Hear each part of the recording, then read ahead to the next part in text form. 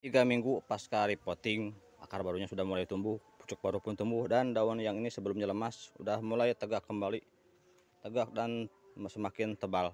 Nah, ini cukup penting yang paling bawah. Ini saya memakai ini, tapi jangan lupa ditekan tombol like and tombol subscribe-nya. Assalamualaikum warahmatullahi wabarakatuh. Selamat berjumpa kembali di Kebun Tetangga Channel. Kali ini kita akan menanam anggrek ke dalam pot yang lebih besar. Kita repotting ya. Untuk anggrek yang kita beli di pasaran yang dari kios-kios ataupun dari perkebunan anggrek Phalaenopsis, biasanya seperti ini kondisinya, ditanam di pot yang cukup kecil ukurannya. Kenapa seperti ini? Karena untuk pertanian dan penjualan anggrek harus memakai pot yang lebih intensif ya, yang lebih kecil, sehingga mudah di packingnya, mudah dalam pengiriman, dalam perawatan dan yang lain-lain, juga pemupukan. Tapi kalau di rumah ini kurang cocok kalau menurut saya. Jadi sebaiknya direpotting ke pot yang lebih besar, karena jika dibiarkan di pot seperti ini nantinya akan stagnan pertumbuhannya, akar-akar tidak beraturan, dia keluar seperti ini, tandanya dia udah pingin pindah ke pot yang lebih besar. Jika di perkebunan memang tidak di repotting ke pot yang lebih besar ya, karena cukup mahal ongkosnya, nantinya akan bertambah ke biaya produksi makin tinggi. Makanya rata-rata seperti ini, kita repotting aja yang sudah saya repotting. Dan yang ini 3 minggu sebelumnya sudah saya repotting, daun barunya atau pucuknya sudah mulai tumbuh, perakaran pun sudah mulai keluar juga akar-akar barunya. Yang penting cara repotting dan media tanam yang kita pakai, tekniknya. Jadi kita bagikan di sini. Caranya mudah.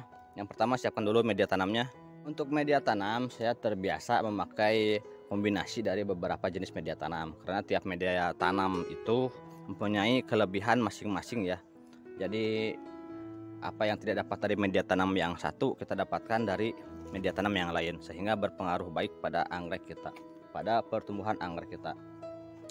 Yang pertama, kita isi dengan media tanam. Yang paling bawah saya memakai ini, dan ini sangat penting untuk repotting dalam penanaman anggrek. Media tanam ini cukup penting. Yang paling bawah ini saya memakai ini, pecahan batu bata.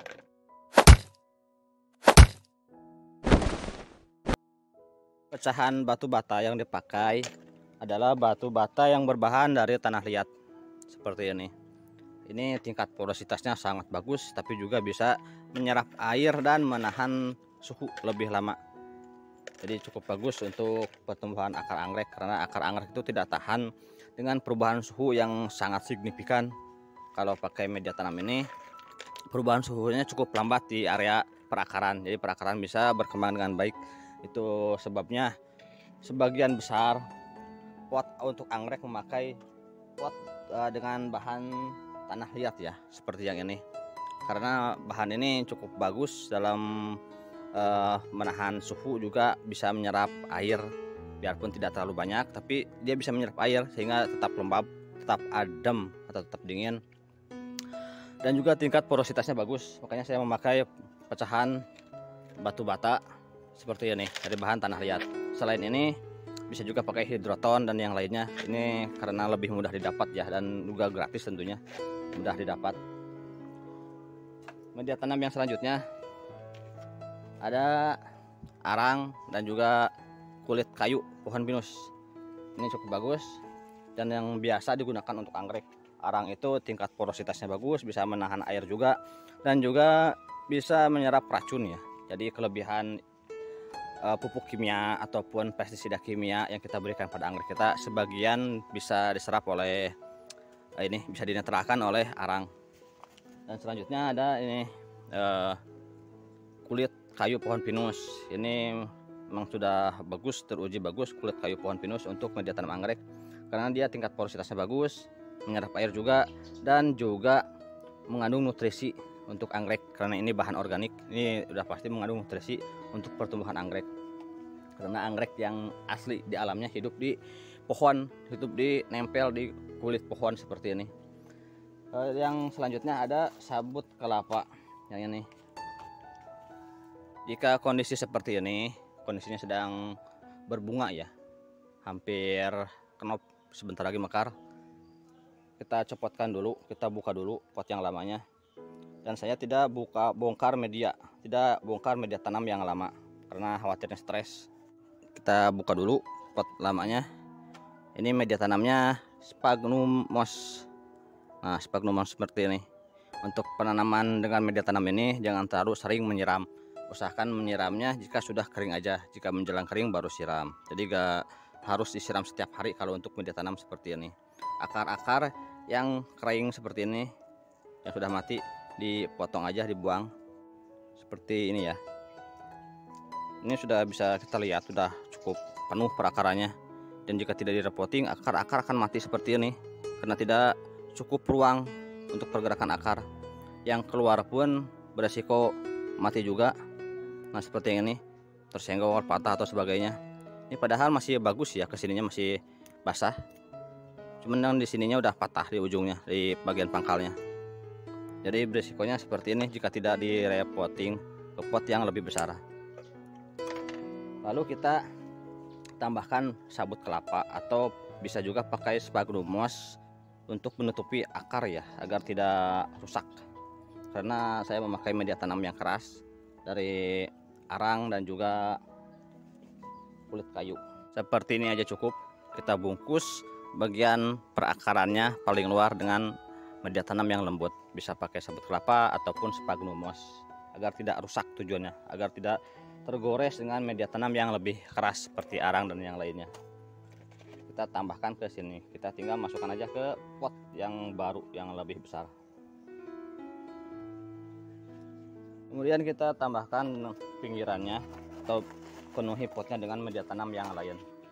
Dan memakai arang dan kulit kayu pohon pinus.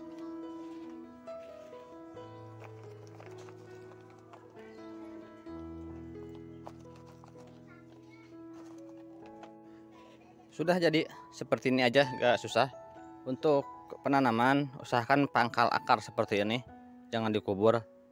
Jadi disesuaikan aja atau disamakan aja batas atasnya dengan penanaman yang lama ya di awal menanam di sini di pot ini. Seperti ini aja. Kalau dikubur semua, terlalu dikubur ini rawan busuk. Jadi seperti ini aja. Tinggal disiram dengan air bersih. Untuk pemupukan dilakukan 1 minggu sampai 2 minggu pasca repotting seperti ini. Jadi jangan dulu dipupuk agar tidak stres. Kalau ada vitamin B1 bisa diberikan atau disiram seperti tadi dengan larutan vitamin B1. Jika tidak ada, disiram air bersih aja sudah cukup. Dan cara seperti ini aman, tidak membuat plant kita stres karena tidak dibongkar media tanamnya ya. Juga saya tambahkan sabut kelapa pada bagian akar terluar.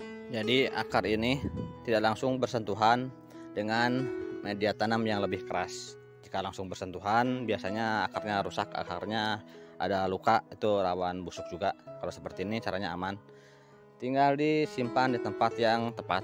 Kalau untuk Phalaenopsis dia membutuhkan cahaya matahari berkisar 60%. Jadi jangan terlalu panas, jangan terlalu gelap juga. 60% cahaya matahari itu paling pas untuk anggrek Phalaenopsis. Dan kebutuhan sirkulasi udara mutlak penting. Jika di perkebunan biasanya pakai kipas untuk mengatur sirkulasi udara. Jika di rumah kita tempatkan aja di tempat dengan kebutuhan angin yang cukup bagus. Jadi ada sirkulasi udaranya. Bisa pakai rak seperti ini ataupun digantung juga bisa. Nanti pakai tali digantung itu lebih bagus. Sekian aja dulu dari saya, mudah-mudahan bermanfaat. Jangan lupa dukungannya dengan cara like, comment, and subscribe. Wassalamualaikum warahmatullahi wabarakatuh.